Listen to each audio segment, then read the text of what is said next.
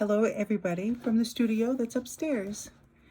I am here to, what is that? Oh, it's thread. Imagine that.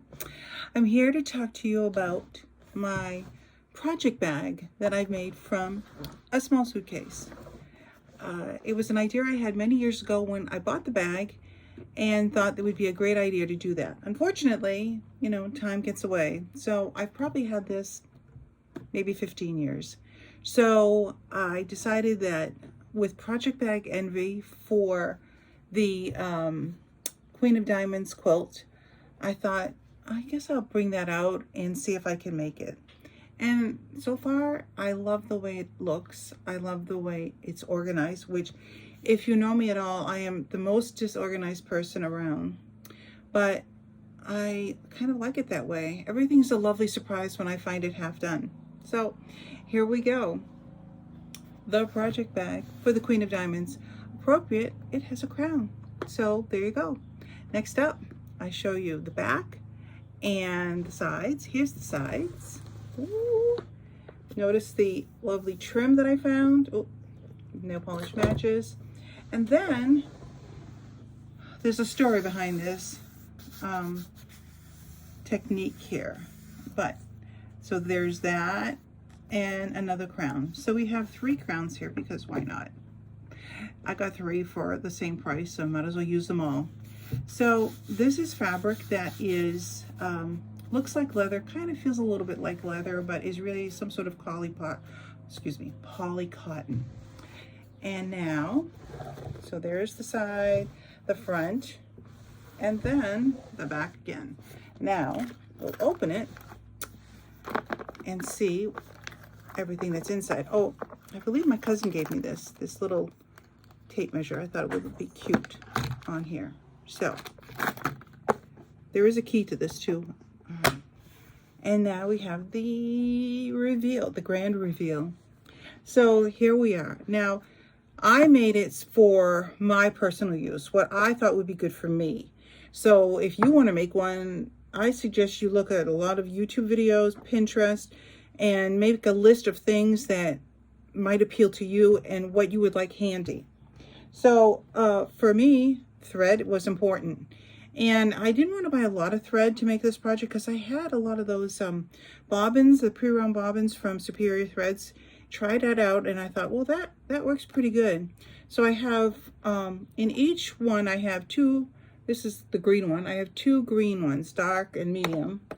Then this one I have blue. So each one has a different color. And they're all held on by magnets because this actually is metal. So when I was looking on Pinterest, they had a girl that made one for, I'm not sure what it was. I don't think it was quilting, but oh, I know it was for beading, and she used these things. And what she did is she put a cookie sheet here. So I thought, well, I could go look for a cookie sheet and put it up there. But while I was in Hobby Lobby looking for something, I decided that a metal sign might be, and they have tons of signs there. So I thought if I can get a little sign that fits there, that would be great. So I kind of took a measurement in my brain on what would fit.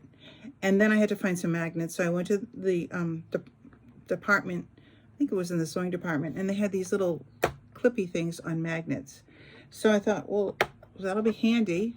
And putting it on the sign to make sure that the magnet really worked, and it did. So I brought it home. Now, I didn't care about the sign. It could have said anything because I was covering with something. I covered it with paint, and then I could still see quite a bit of the sign through it. So I covered it with fabric, and I used the varnish to seal it, sort of like a Mod Podge effect on this. So that's what that is. And then I have, my little notes. I have my rotary cutter. I've always had envy for one of these pin cushions that they're stuffed with shells, and they usually put them up against their little like featherweight machine. And I thought, oh, those are so cute. So I decided to make myself one to put in there, a little pin cushion. And again, the magnets are on the back, and it's got the shells in it, so it sharpens things that need sharpening when they're dull. This is a a needle case that I bought on Instagram. It's magnetized inside to hold your pins, your needles and pins. And it has my name on it, which is kind of cool. And I put more magnets on the back so I could stick it up there. And then my scissors, again, with magnets.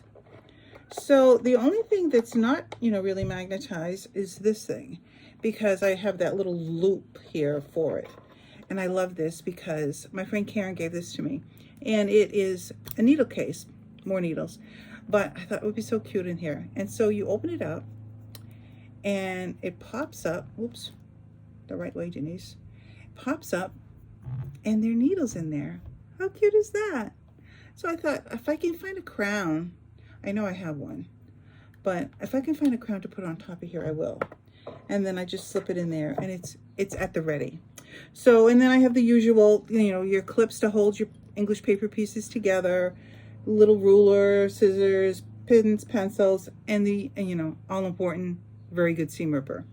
So that's what I have for my top. Your top could be different, but this is everything that I probably need and more.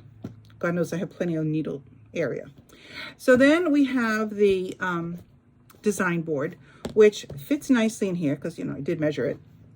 And then the Queen of Diamonds is on the back because, you know, we are working on the Queen. Actually, it's the Queen of Hearts, but close enough. She's got a crown. And then I made it so that I could, you know, just stick it over here as a little surface. I was toying with the idea of making one of those little drop down things over here, you know, that they used to have on the suitcases, and they'd have it, you know, snapped here and then they could drop it down to have a little surface. But I put enough work into this already, so, you know, picking it up and moving it will be fine. So there's that.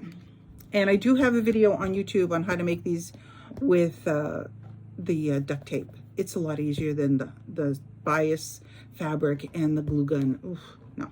Although my glue gun works fabulous now. Then I have these. Now this, I just stored all this in here. I don't think I'm going to keep them all in here, but these are all the English paper pieces that go with the project that I've ordered. Now I also have, you know, the template plastic that I made so that I can kind of center and fussy cut. Now I will not use these to cut. I will probably use that Frixion pen here to draw it out and then drop in my paper and cut it out by my scissors. I'm not good enough to use a rotary cutter for this, no matter how big or small it is. So there's that. And then a little pencil box. This was a cute, look at that, tulip pink fabric. This was a cute little free instructional video that I found. I'm gonna find it and link it here if you guys want to make one. And I kind of guesstimated on what size I needed, and it fits perfectly. So I love that. And then we have this project bag. Now I made project bags, and my project bags are like this, maybe a little bit bigger, but you know, this is the type I usually make. And mine usually have a handle on them. Now, when I was looking just to see, you know, there's always an option. I was on the Primitive Gatherings YouTube page, and I saw this technique to make this particular, not the size, but this particular style of project bag. And I thought, you know, I like my project bag, but this is a really nice sturdy, it's very sturdy the way they did it. I think it uses a little more fabric than I'm used to, but I really like it. So I'll put a link to that one too, because I know I like mine, but this one's really nice too. So let's have options. So there's that. And of course, you know, we have to make it fancy because it is the Queen. Now we have left here is the book. Always handy because, you know, I may not be organized, but I know how to follow instructions and I refer to them often. So here's the book for that. So between, you know, everything that I have, I think the works in progress might go in this one once I'm ready to start sewing and pieces are put together. But and then the smaller project bag will be used for just the pieces that I need for that month. And then once they're glue basted and ready to go, I'll put them in this bag ready to sew, or vice versa. I'm not sure which. But anyway, here's the instructions. Now I don't have the fabric here because I don't need it in the bag, but it does fit nicely in here. And then this is, it's not attached, but this is the bottom of the bag, the suitcase. So basically what I did is I took you know, the drawing of it. More thread here. And then I cut some foam core and I put a little bit of batting and glue and all like that. So, and then it fits nicely in the bottom. So it gives it a lovely finished look. See how pretty that is? So that's kind of where I started, and hopefully you'll find it interesting and maybe want to, you know, look in your basement for a suitcase, or at the flea market, or at the antique store. I think this was bought at an antique store. I'm not sure if it was the antique store or the flea market, but it was musty. And granted, my basement is not great, but it's really not that musty. So I think it came with the mustiness of it. But I did use that Kills paint on here, and it worked great. It did kill the musty smell and the mold, and of course then I had to paint everything. So, but I was going to paint it anyway. And in my video, I kind of been like, don't touch on the fact that I have taken off the outer layer of whatever that stuff was. And I'm really glad I did, because I think everything that was already in here contributed to the musty smell. So with it all being gone, everything Kills, painted over, cleaned up. I mean, I sanded it and washed it, and then Killed painted. So I have to say the Kills paint really works. So that is it. This trim is, you know, great to cover the unevenness of, you know, the leftover from ripping out the outer portion, ripping out the inner portion. And then again, you know, this here, I'm not, it's like a little belt to cover up things that you don't want to show. As I said in the video, fabric covers a multitude of flaws, and trim does too. So I hope you enjoy the video. I hope that it gives you some inspiration to maybe either convert a suitcase, or possibly do something different rather than the same old project bag. Now, granted, I have project bag video. I'm telling you about the project bag video that Primitive Gathering has, but use it as a jumping off point. Somebody mentioned that they wanted to do one for their artwork, and I think that's great. If you're a painter, I think if you or that woman that was beading, I think this whole metal thing is a great idea. And the magnets, I'm pretty sure we bought them on Amazon, and I got a ton of them for not that much money. Of course, you know, that was before everything was just skyrocketed in price, but these are pretty strong. In fact, I glued magnets to the back of this piece, and because it's metal, I stuck the metal to the magnets that are glued on here. So I didn't really even need to glue this. The magnets are holding it in. This, unfortunately, I had to glue in. So it kind of holds them both together here. So I hope you like it. I'm anxious to get started on the quilt, but I have said, and I'm going to say this and go through with it, that I have another very large English paper piece project that needs to be finished before I start this one. It's sad because I want to play with my little suitcase, but I'm going to wait. I'm going to finish my other big one. This one is a year-long project. If I'm a few weeks late, it won't really matter, but my suitcase will be waiting for me. So thank you for, you know, stopping by, seeing the video, and I hope you stay to see the process, because it was a process. They all are. Thank you. Have a good day. Here's a picture of the outer portion of the suitcase and a little bit of the inside before I started the ripping out and cleaning process.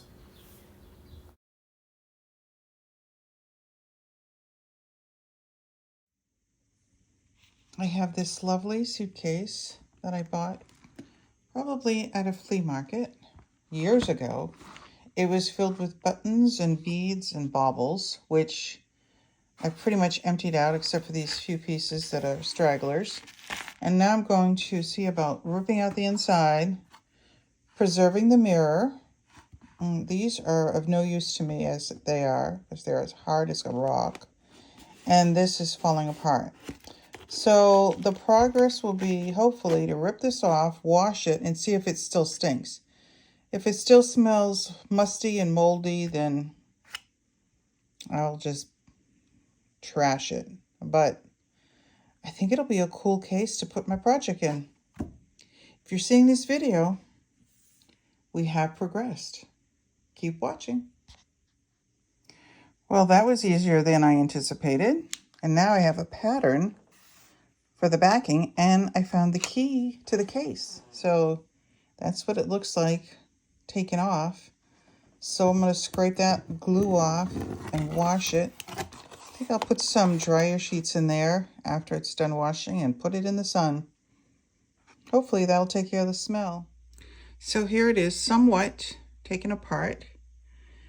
All the crap that was at the bottom is now gone. There's a few pieces of, I don't know, it felt like batting at the bottom.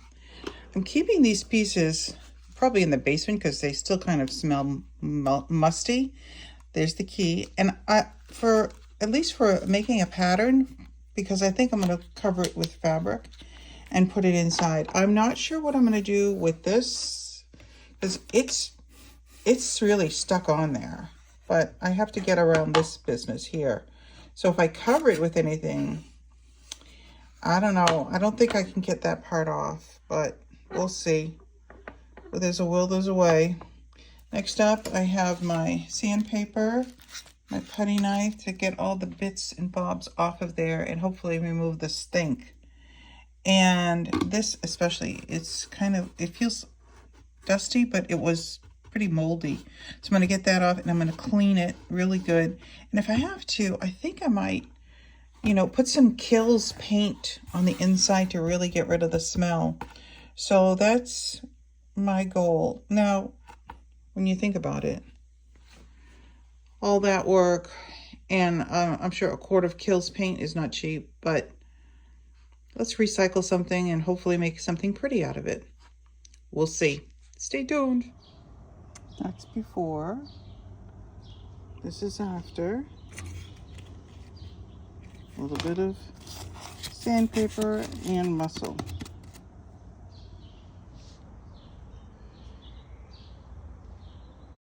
Even the outside has some of the mold showing. Once all the outer portion was taken off, it showed that it was wood underneath, except for the cover in the bottom, which were more like cardboard. More painting involved now, but it's coming along. One coat of Kills paint. Get rid of the musty smell, some of the stains.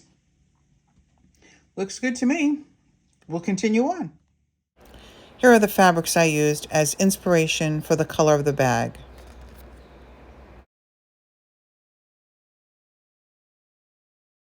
Marking the faux leather, this would be a downfall in the end and have to be redone. But that was my progress. The quilting came out beautiful, but those white lines would not disappear. It's been painted and sealed with a sealer, inside and out. This will be covered. So next step is I'm going to use this to kind of glue in there. But I've seen suitcases where it's kind of gathered, and I thought that looked really pretty. And this is pretty rough. So there's pieces here that are, jagged from ripping out the previous lining. So I have some batting here. Oof, there's some hair on that one. Well, we won't use that one. Oof, cats. That must be my decoy batting when I don't want her to eat my current project. So here's some clean batting. Then I'm going to glue in here to give it a little bit of a padded effect. Then I'll apply this. I think I'm going to make like a tube and kind of shear it, if that's what you want to call it. Shear it. Gather it. There you go. Together and make it pretty. So I'm kind of excited. As in my previous video, we're going to quilt it from the back. This will be my starting point, and then I can flip it over after I'm done this starting line. Oh, I better do another one this way so that, oh, here comes Mickey. Thank you for helping. Anyway, this is how we start. Quilting from the back. Got my black thread in the upper and the bobbin. I've got my 2 lines diagonal drawn with a Sharpie because I need something that I can see. It's not going to show in the end. And then this lovely faux looking leather. It's really like a cotton fabric, but it's very flexible. So I'm going to do my diamond quilting, 2 lines drawn, and then this spacer will glide along the other line. I think if I can, I'm going to do the quilting on the opposite side once these cross lines have been established. So I'm going to continue stitching from the back. It looks good, but look, you can barely see it. It's hard to imagine that there's really a stitch there, but there is. So hopefully when I get it all stitched out, I mean, it is stitched, but boy, hopefully it's really hard to see. I'm hoping the diamond effect will show up. We shall see. All right, you can barely see that diamond effect, but I think once it's all done, it'll be cool. Onward and upward. I have the leather-like fabric stitched to a backing, which of course I did it on the wrong side, but that's all right. Not going to show. And I have 2 layers of thin batting to kind of give it a little bit of oomph so that it fits a little bit better around the edges. So I'm going to hot glue the batting to the top, and then I'm going to fit the black fabric around the edges, gluing that in also. So we'll see how it turns out. So far, it fits pretty good. Then I'm going to have to put some trim here to hide the unevenness. I have these 2 trims that I can use, but I'm not really keen on the ribbon one, but I don't have enough of this studded one. It may be one on one side and one on the back side. We'll see how it goes. But for right now, we're going to start with this and see how much of this I can put around and make it pretty.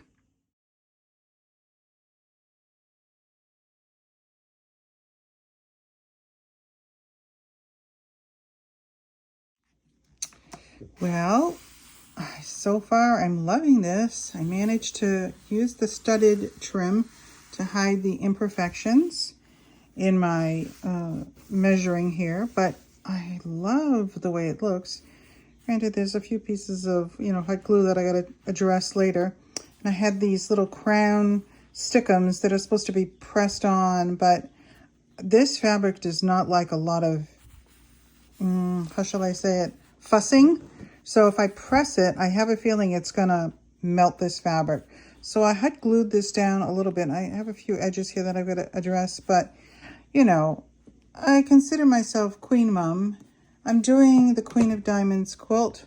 So far, it looks rather fun, don't you think? I think it came out really good. Kind of surprised myself on this one. All right, so now the inside. I put some batting just to kind of smooth it out a little bit. Now I'm going to put the lining edges so that it'll be ready for the base. And then I have to do the top one too. And I still have got to do what I did over here on the back side, because that, oh baby, boy, fabric covers a multitude of flaws. Oof, just think of what clothes does to you. Ooh. I've glued the halfway point all the way around. As you can see, I've got plenty of fabric left over. So we're going to do the measure halfway, stick it in the corner, and then gather up on either side and see if that works. God knows if it doesn't work, we've got plenty of fabric to redo it. We now have this kind of gathered together, trimmed up, and then this has been glued down so it doesn't move too much.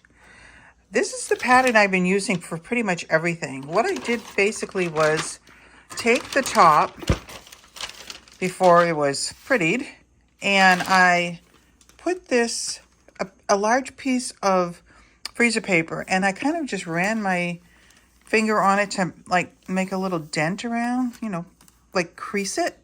And then I cut it out. I used a Sharpie to kind of trace it out, and I cut it. And this has really served me well as far as making this piece. And then now I've used it to make this piece. This is just foam core that I've cut out. And trust me, it's roughly cut because I'm not very good with that sharp knife, this knife here. But it worked. Again, so long as it works. I have some batting ready to go. Gotta pick out the stuff that's not covered in cat fur.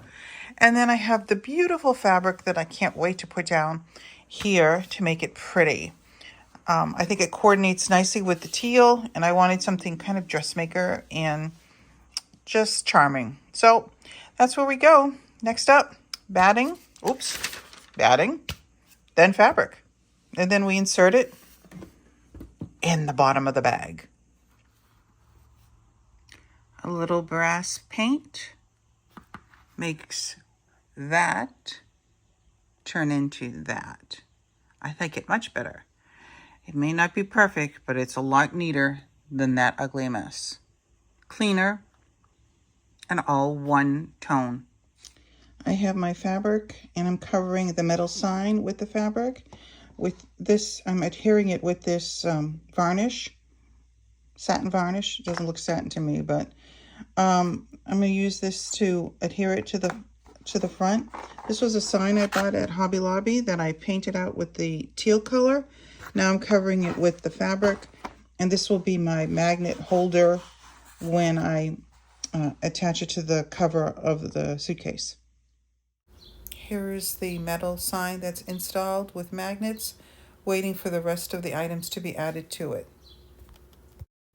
Here's a picture of the final layout for the cover along with the pocket.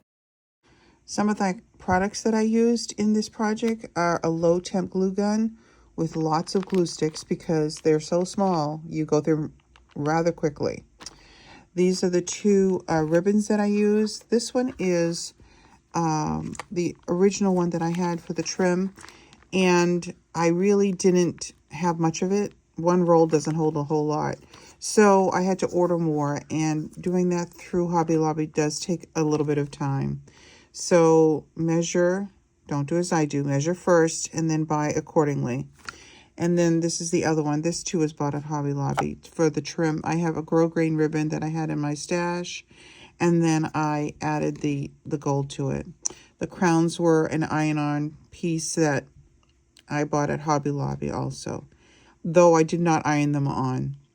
And this is the varnish that I used on the outside. I think Mod Podge would have been better because this has clean up with Thin-X product or turpentine, and I'm not keen on doing that. So I won't use that again. But, I mean, it worked fine. It's just that the cleanup is not what I wanted.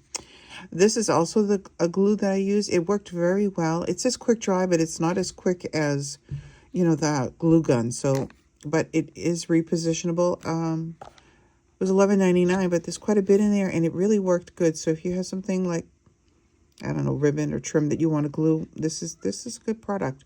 And then this is the paint I used. It's latex, that you can wash off with water, clean your brushes. It was great. It worked. It covered good. But I bought 4 bottles, and I didn't even use 1 bottle. So I guess figure that out because, I have a lot of this left over. The E6000 is a very good glue. It held when I was putting the magnets on the back of the cover to hold this metal sign in place, this works really good at holding the magnets in. It's a jeweler's glue, so it works great. The only thing is this big tube is kind of starting to dry out. They do have a pack of 5, I think, 4 or 5 of this that you can use that is, small, but they don't dry out. You use one, and when you're done, you throw it away. This one, for the same amount of money, you're going to throw away all this glue. It's just, I think that for me, I would buy, unless I'm making a big project, I would buy the small tubes, but to each his own. I think that's all in the products that I used. It really came together nicely. Oh, here, this is the final product. When you want something to finish, like in here, this area here, I needed something sturdy to glue to the back here. And plain old cardboard, because that lip in the cover is small, so there's not a lot of room. And if I'd put foam core like I did in the bottom of this, it would have taken up too much room and I wouldn't have been able to close the cover.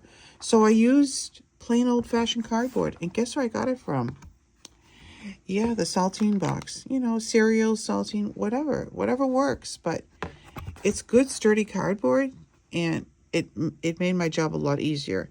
So there's that. Those are the things that I use mostly, except for the Kills paint, which is Kilz, and you saw that in the video. That stuff works really good. I've had to use that in a bathroom that had water damage and mold, a ceiling. So, yeah, it is expensive, but, you know, you want something that does the job. Why buy a product that's not going to work? And this, I know, works every time. Every time I've used it, it works. So, that suitcase does not smell anymore. So, and I have no worry of having it around anybody. That mold is gone. So, and it's not seeping through. So that's the story. And that product is not water-based, but latex. So you can clean it with water. Unlike this that needed Thinx. But I guess, you know, they each have their uses, but this was not. This was overkill for what I needed. Mod Podge would have been just as fine. But so that's that. I hope you enjoyed the video. Oh, and we talked briefly about this in the... Oh, no, it's not that. It's the bottom. Darn it all. Wait a minute. We'll cut and come back. Just a moment. And we're back. I wanted to talk about this over here. These ribbons. We think of it as a design opportunity. When I originally quilted this, I used the chalk line, as I alluded to in my video, and that chalk line did not come out. Whatever is in that, it's one of those little, you know, rolly markers, and with the chalk in it, and I love that thing. It works great, but for some reason this fabric wanted to hold on to it forever. I could not get it out, and the more I tried, the more I damaged the fabric. I mean, it is, you know, cotton poly fabric, so with the raised fabric, it's not completely flat. I don't know if you can see that. See how it's got like little bumps in it? So that was wearing away, and I certainly didn't want to do that over again. So what I did was covered the darn thing up. I tried doing a Sharpie marker, because God knows I love a Sharpie marker, but that was still kind of showing. So even though it's just a project bag, it's not something that's really fancy, I wanted it to look good. And honestly, now that I think about it, I like the ribbon that I added to it with that glue. I used this glue here. Drew on the line with that glue, put the ribbon down, and then met it with my final crown. So, you know, the 2:30 a.m. bright idea, it worked out. So in your sleeplessness, sometimes you do have the best ideas. So that's it on the video for the suitcase that turned into a project bag. I can't wait to get it started, but I do have another English paper piecing that I want to finish before I attempt the Queen of Diamonds.